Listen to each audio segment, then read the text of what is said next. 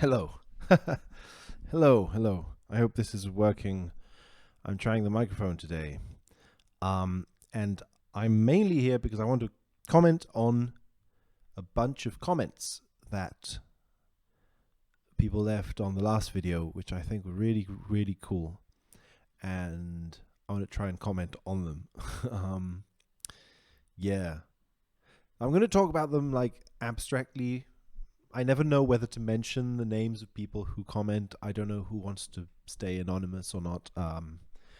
So I don't know. I don't know how to handle that. So I'm just going to talk about the comments, and they're on the last video. So one of the comments, okay, so several ideas came up in these comments. One is, I'm not sure where to start because a lot of things came up. Let's look at the color coding. So one thing that the comment mentioned was how there's a strange color code between Wario, and Luigi, which is red, yellow or gold, and green. Now, what this evokes in me, and I suppose this is what the comment meant, is that it looks like the transition you get in traffic lights, right? So you've got the red light, the amber light, and the green light. That's weird, and it's interesting because it suggests that Luigi is green, meaning go, move forward, and Mario would be stop, stillness. And Wario would be this amber point between them, like before you go. That's interesting. Also because, like, a few things that come to mind is Luigi is literally moving. He's moving the controller almost, right? He's moving stuff, and so he's like movement, action. He's the thing that's going. Wario is almost able to go. He's wiggling in the middle of the air. If only he could get himself off that crane, he would be able to go. But he's kind of like, he's sort of in a transitionary position of like, I can almost go. And Mario would represent, in this case, stillness, some sort of a stillness. I'm interested also in how it sort of relates to this, how Luigi is closer to the screen than Mario is. So Luigi is closer to us. We see Luigi, and Mario is distant, far away. So Mario is sort of a distant figure, kind of like almost like an unconscious sort of figure. And Luigi is direct, right in front of us. Conscious, in control. There's also some way in which Mario is some sort of a distant thing, an unconscious thing, and that's maybe why he's associated to stillness. Okay, I don't know. I thought it was interesting. This metaphor of movement, especially. Like, obviously, their caps are always these colors, but in the context of this image, because it's a factory and there seems to be movement, this is Luigi's engine room.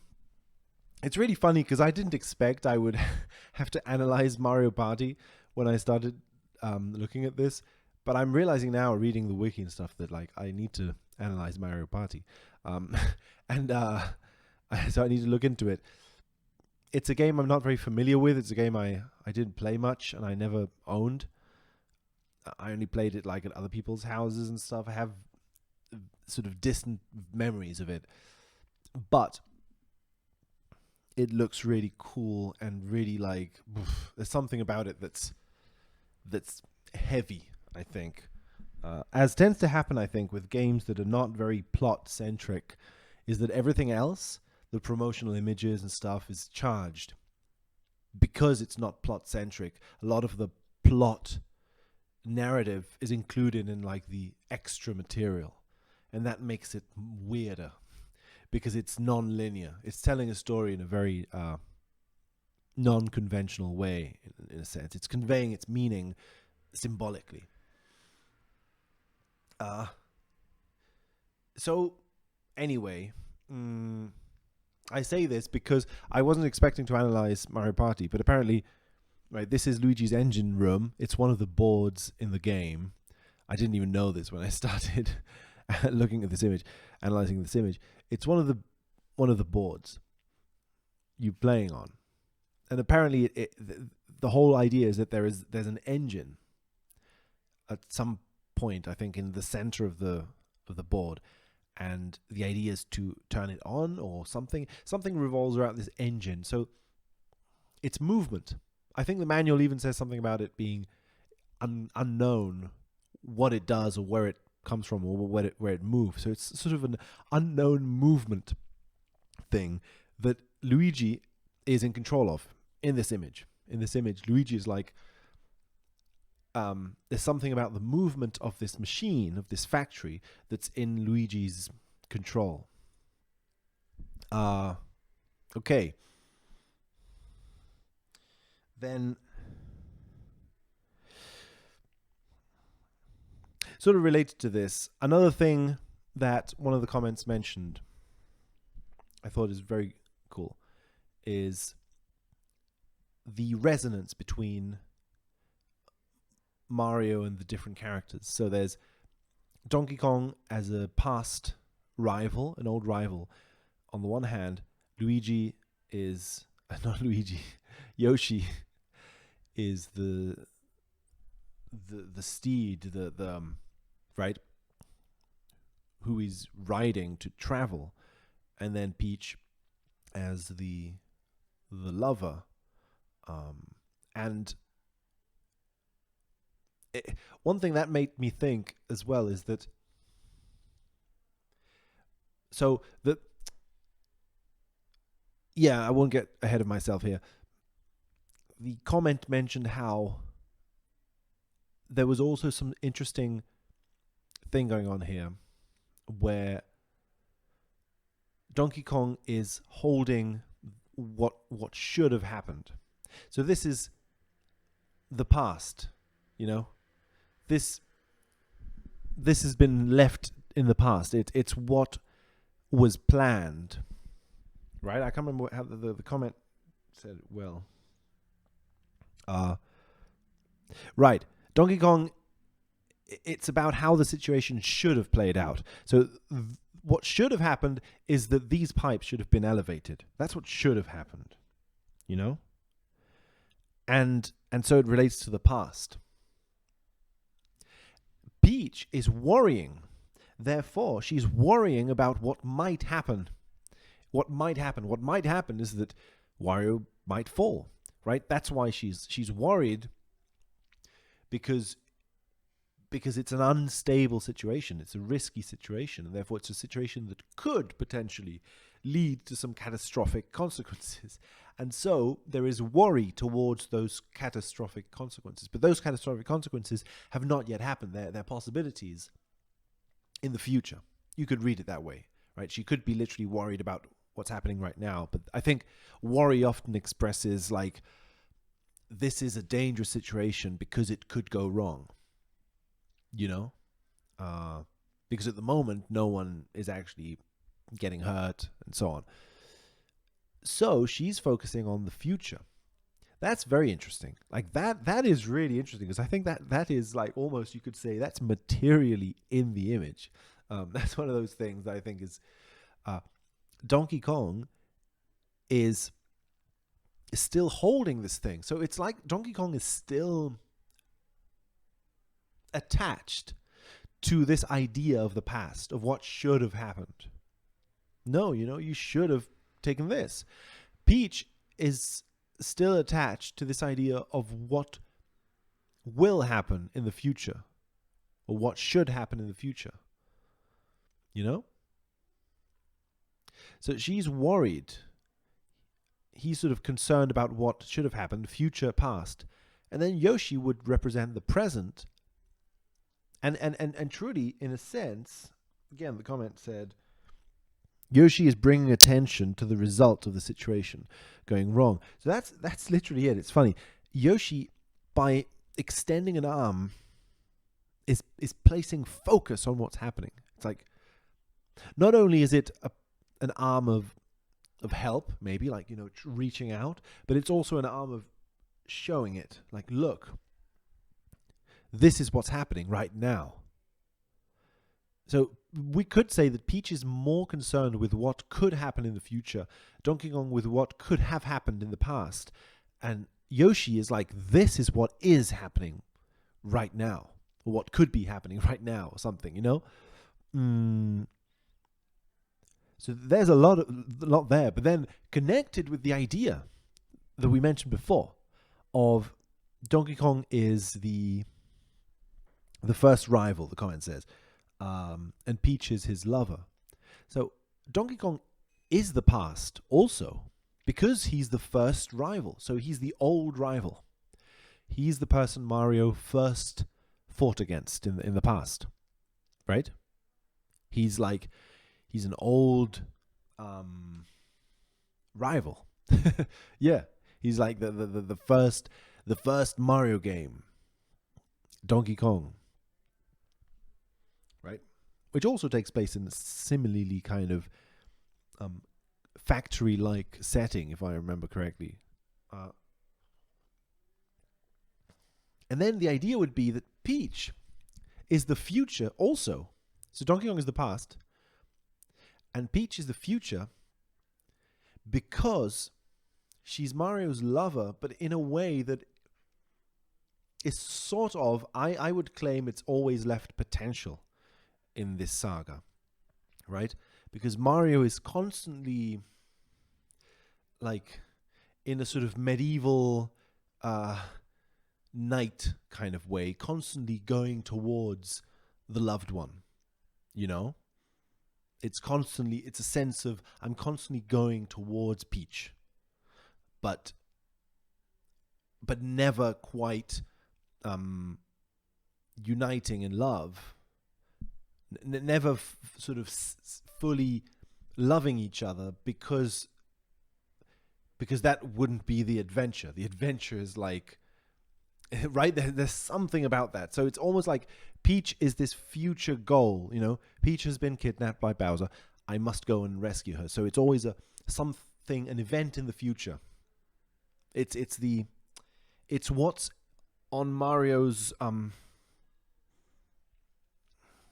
horizon. He's going towards saving Peach, and he's moving from Donkey Kong, kind of thing. I don't know. So I thought that was interesting. That time dynamic between these two poles, and then the center between them. Now, we could, so obviously we could say a lot about that.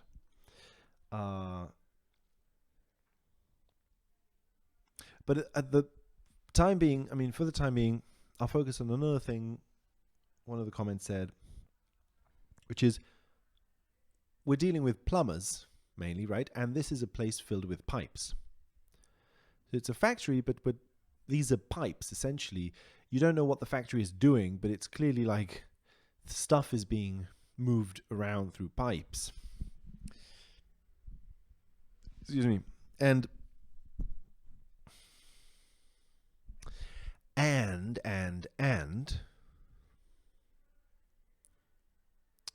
so there's pipes underground. It looks like it's an underground sort of factory, or it's a dark factory in some way.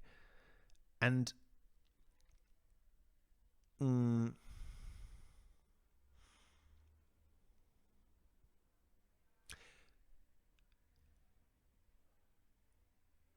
then, so we've got in the center of the image, we've got these two pipes.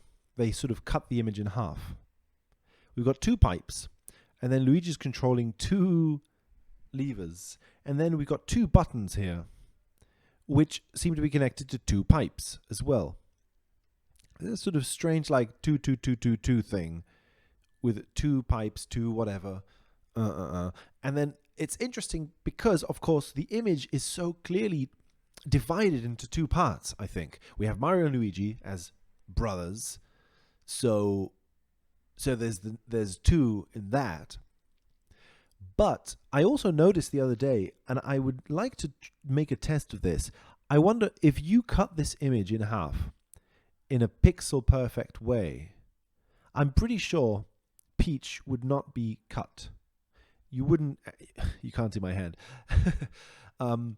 You wouldn't cut any of Peach by doing that. I think you would sort of cut around here.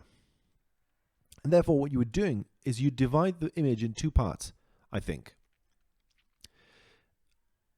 Which these two pipes sort of flank, in a sense. One side is Luigi. Luigi occupies an entire half of the image. And then the other half is Mario and everyone else. So there's also that kind of a duality. There's a duality between Luigi and everyone else. Everyone else slightly distant and small, and Luigi big. Luigi closer to us, we identify with Luigi. Everyone else sort of far away. So I think that the fact that there are two pipes and that Luigi is controlling two things is sort of like something about the duality of the image is being controlled by Luigi, or Luigi is having something to do with the playing around with the duality of the image.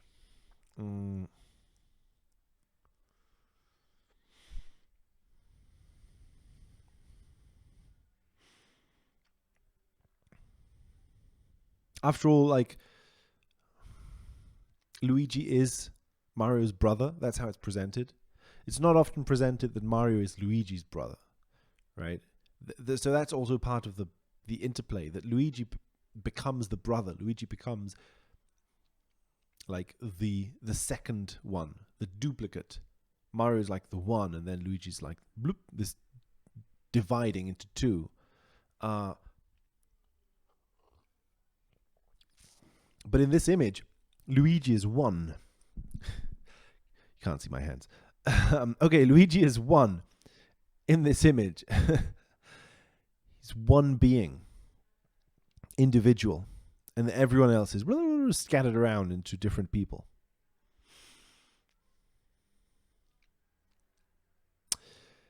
Okay, so yes, since I'm online, I'm gonna have a look at other stuff. I hope like it doesn't distract too much.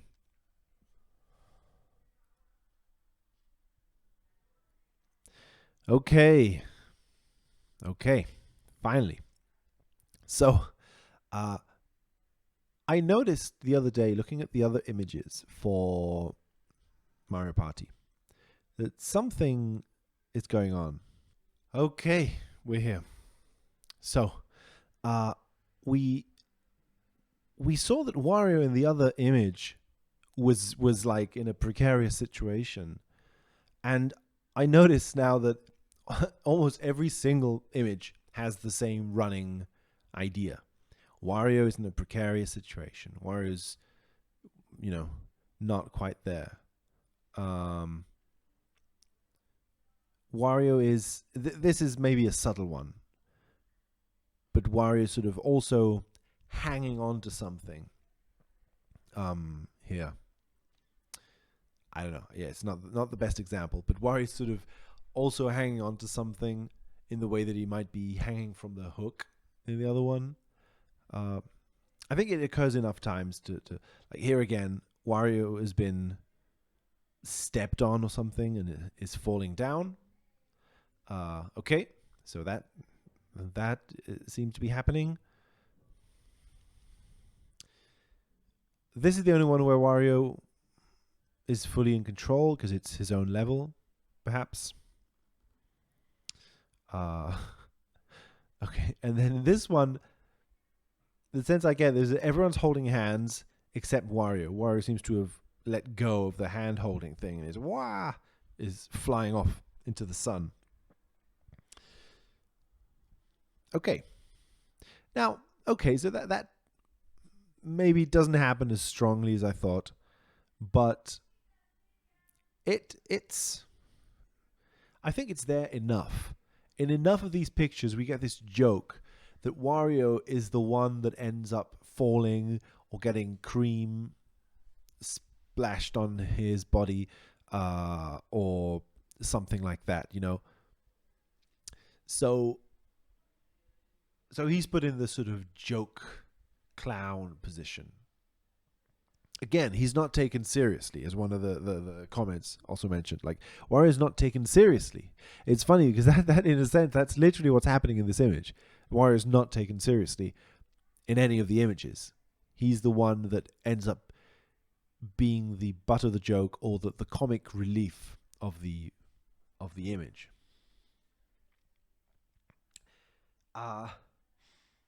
Now, I would like to also look at another thing that one of the comments said, which is that we've got this other sort of issue going on here, which is one of elevation. Mario and Luigi seem to be elevated, and Wario seem to be elevated from the other characters. They're on like a top floor, and everyone else is on the floor. Everyone else is down here, below looking up. And what the comment mentioned is that a lot of these characters are the archaic characters, because we've got the monkey, or right, the primate, and Yoshi, the dinosaur. So they're pretty like prehistoric. They're characters who evoke human prehistory, right? Primates, dinosaurs, things old, archaic, from the past. And Peach also sort of evokes the past in that she evokes like feudal, a kind of a feudal sort of dominance system, right? Of because she's sort of dressed in this way that evokes fairy tale kings and queens and princesses, which in turn are evocative of kings, queens, and princesses of medieval, like Europe in this case, I suppose, from the kind of dress and everything. So I don't know. I thought that was an interesting idea. The idea that we have the past encapsulated into the whole thing, which might interact interestingly with the idea of within this past having Peach be the future and Donkey Kong be the past, and then Yoshi being the present. But then at the same time, all three of them are down below. So they're in the depths. In that sense, they are in the past as expressed as maybe the past being down below, something that sediments down into deeper and deeper layers, right? As if like fossils. Like they are literally fossils down below. And then up above is more of like the present moment, present day. I think that's interesting, and there's a lot to explore with that. Particularly because I think that Wario, see, the idea is that it feels as if what's happening to Wario is that he's being elevated. That would make sense. That Wario used to be down here, but he has been chained up by the crane. So he's been taken up from the past down up into the present in some way. And that trend, what that would indicate is that unless Luigi does something to stop this, or because of Luigi's doing something to stop this, what's happening is that Wario may continue to be elevated. So he may be elevated beyond Luigi and Mario themselves, up. So I think that there is a trend here of Wario being elevated up beyond what is conceivable. This crane exits the image. So it's coming up from above, from a place that's way above the past and the present. So Wario is being elevated by something way beyond, some sort of future that we can't see.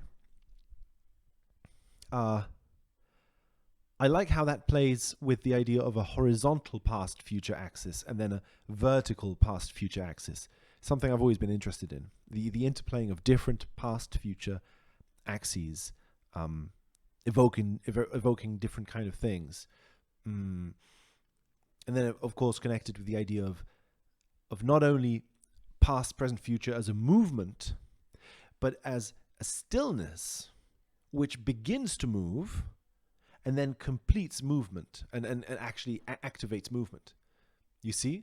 So there could be also an issue of, I don't know, some sort of an interaction with these axes at least. And there's also the issue of tubes and pipes, because, okay, yeah, that's the other thing I wanted to mention. Pipes in the Mario universe are modes of transport, often, right? You ride the pipe to get somewhere. You enter into the green pipe and it takes you somewhere. So pipes are modes of transport that you go to.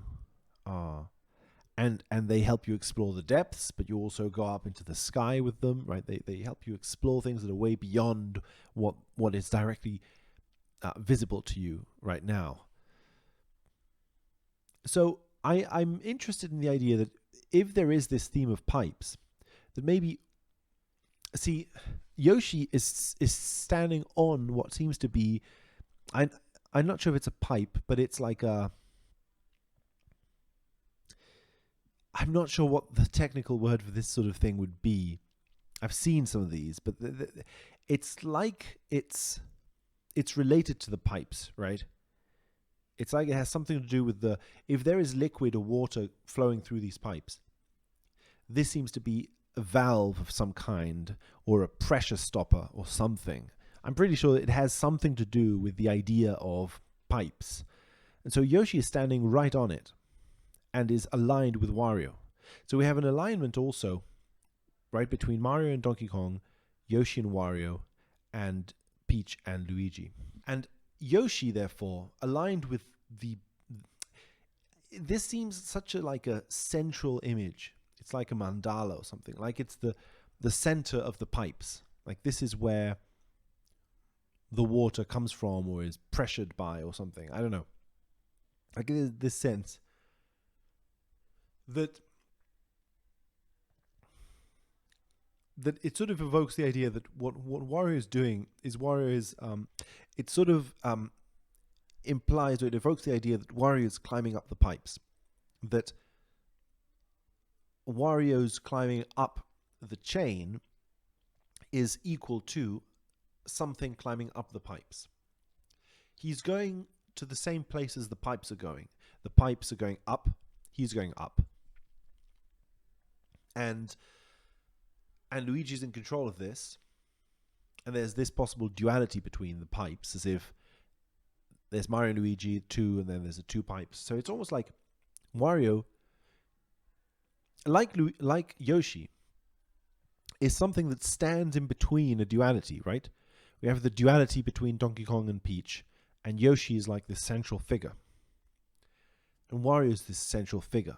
So it's like he's in between the two pipes and going up, elevating between them.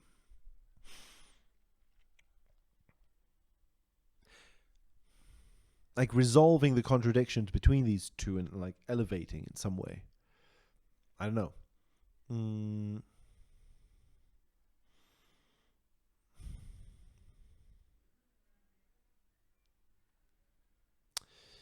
Yeah.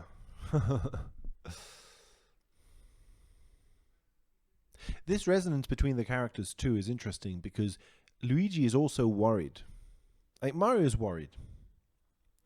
But I'm going to try and discern the different types of worry because obviously I'm I am trying to connect them. So I'm trying to find similarities between these characters and these characters. That's true. But if I were to do that, then one that I can find, that I can suggest as a possible connection, is that Luigi's hands are on the controls and he's looking worried. So he's trying to do something. He's moving forward, after all, right? That's the whole point. Luigi is moving, is trying to say, let's get this moving.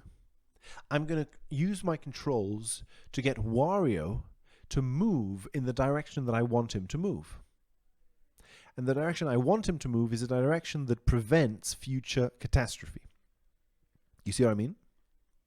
So it's like, I'm going to move the controls, and I'm going to get Wario to move in a way that is good. Mario, on the other hand, I think, is... his hand, to me, evokes stop. Stop. You know?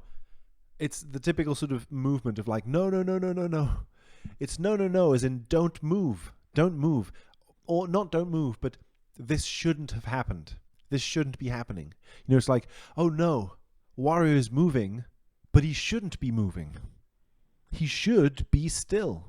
He should be on the ground. No. He shouldn't be moving. You see what I mean? This shouldn't be happening. I think Mario has that sort of thing going on. Which means it's the opposite of Luigi. Luigi is like, oh shit, like, we've got to move. Like, Wario is moving, and I need to continue moving in order to get him out of the situation and prevent the future. So, what I mean by this is that not only is it, you know, the idea that Wario is about stop, red light, and Luigi's green, move, but that Luigi is about worry about the future. So Luigi is, there's a bad thing in the future that could happen, and I'm going to try and prevent it from happening. You see what I mean? So in that sense, he's like Peach. He's aligned with Peach. Mario is, a bad thing is happening right now, which is not the good thing that was happening before. It's not the good thing that was happening and that should have continued happening before. You know, what's going on? This thing that's happening now is not the good thing. So it's more of a concern with the past and the way that things were, the way that things should have been in the past. You see, it's like, no. This shouldn't be happening. What should be happening is the other thing that was happening. So in that sense, he's united with Donkey Kong, of like, huh? You know, this is what should have been happening. I should have been elevating these tubes. You see, I was in charge of the tubes. What's happening? Like, this is not what should be happening. So they are both focused. They are both about the past. And they're both about the future. And then Yoshi and Wario here, like, the present. This is what's actually happening. What's actually happening is Wario's being elevated in between the two poles. Yeah, it's interesting. It's interesting. There's also a duality, I feel, between Donkey Kong and Peach, in that if we are going to play this game of like, there's dualities between them of the past, the future, and so on. Another thing that's going on is that Peach and Donkey Kong are like very, in some ways, they're very direct, like gender roles. Donkey Kong is like, evokes hairy masculinity, big, muscly, hairy masculinity. It's a sort of like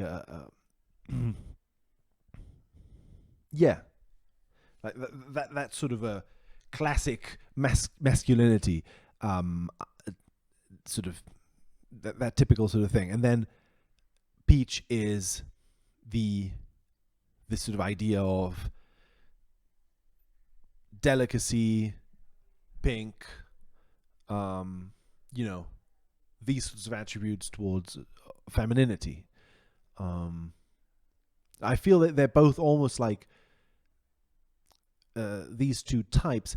In a sense, it makes sense because, of course, in the first Donkey Kong, in the first Mario game, Donkey Kong, the whole idea is that it's evoking the Beauty and the Beast archetype, right? Of big hairy beast, delicate beauty in the hands of the big hairy beast. So, and it wasn't Peach, right? It was Pauline, but the idea of beast um with princess is very clear to the Mario games. I mean, then it gets replaced with Bowser. It's Bowser as beast and Peach as the beauty. So we have that sort of an archetype, the beauty and the beast archetype, which is like in sort of a classic masculinity, classic femininity sort of thing. Right? That sort of pole. It's interesting then that we place classic femininity evoking worry about the future and classic masculinity evoking concern about the past. I don't know what to make of that. But then Yoshi, I would say, is a fairly like androgynous sort of character, right? There isn't a clear uh, gender marked expression, I think, in Yoshi. So that's interesting as well. Sitting between these two Beauty and the Beast archetypes, you know, it's funny also because as the comment said, Yoshi is the steed. It's the mode of transport that Mario uses. So it's how we move through time, through space. How we move is Yoshi. This is the way in which we move. And Yoshi, again, placed on the pipe. I've always thought it's interesting that Yoshi is green, like the pipes, like the famous pipes of the Mario world. So it's like the pipes and Yoshi both are modes of transport, ways in which Mario travels through the world from one place to another. So it's interesting that he would stand here as a point between locations. It's a location femininity, location of masculinity, and the passageway between them. And then that he would be allocated to Wario. That Wario stands between these two poles as well, or that Wario is some sort of a transitionary space between Mario and Luigi. I don't know. I find that interesting, and of course, the fact that Wario is moving. Like Wario is the only character in this image that is very clearly in movement. It would evoke that the chain is moving him around. So he's moving up, down, left, right, right? So Yoshi is aligned with the mode of transport. The character that's moving aligned with the pipes as well. So again, I wonder if there's a sort of a transition going on between one side of the painting and the other side. The side of the painting that's aloneness. Yoshi, Jesus, Luigi alone and everyone together. Whether there's some sort of something going on in that transition between Luigi being alone or Luigi being or everyone being together. And the movement, right? So it's something about the movement because Luigi is controlling stuff and moving, almost like a gamepad. Like Luigi is using the gamepad to control stuff. I think that's why also Luigi is always alone, in the sense that Luigi's adventures, when he gets typecast into the Luigi's Mansion games, the whole idea is Luigi is alone in a mansion, in an abandoned, scary mansion filled with ghosts. It's filled with ghosts. It's filled with a multiplicity of people, but they're ghosts. So in a sense, he's alone. It's empty. It's an empty house. He's completely alone in this empty house, but he's filled with ghosts. It's also filled with ghosts. So I think it's funny how Luigi ends up being cast as an individual. He's a singular, lonely, separate individual. You see, separate from everyone else, and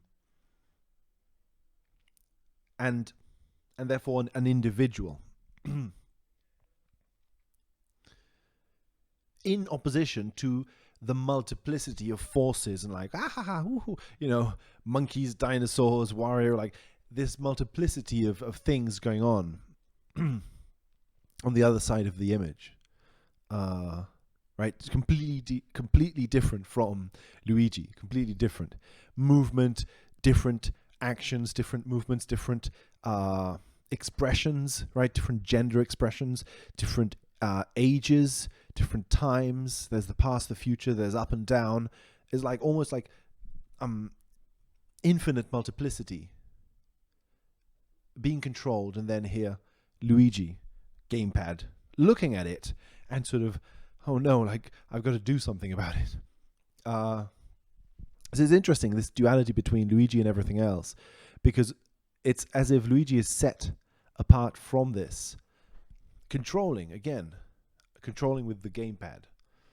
And if Luigi is in opposition to Mario, if we return to that opposition, that sort of primary opposition between the brothers, would that mean that Mario is this side of the image, is the left side of the image? Mario is this enormous multiplicity.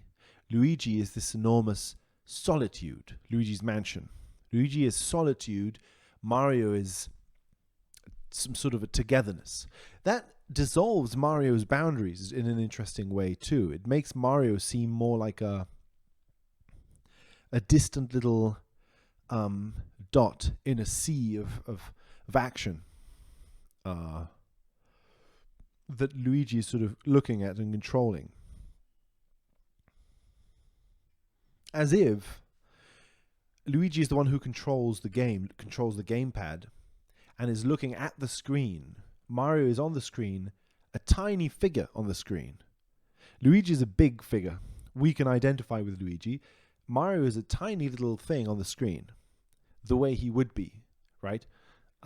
If you are playing the game, Mario is a tiny image. So anyway, I don't know. Stuff like that I think is playing out in this image. I'll leave it at that, and then I'll just continue thinking about it. So, yeah. Okay. Thanks. Bye. Bye.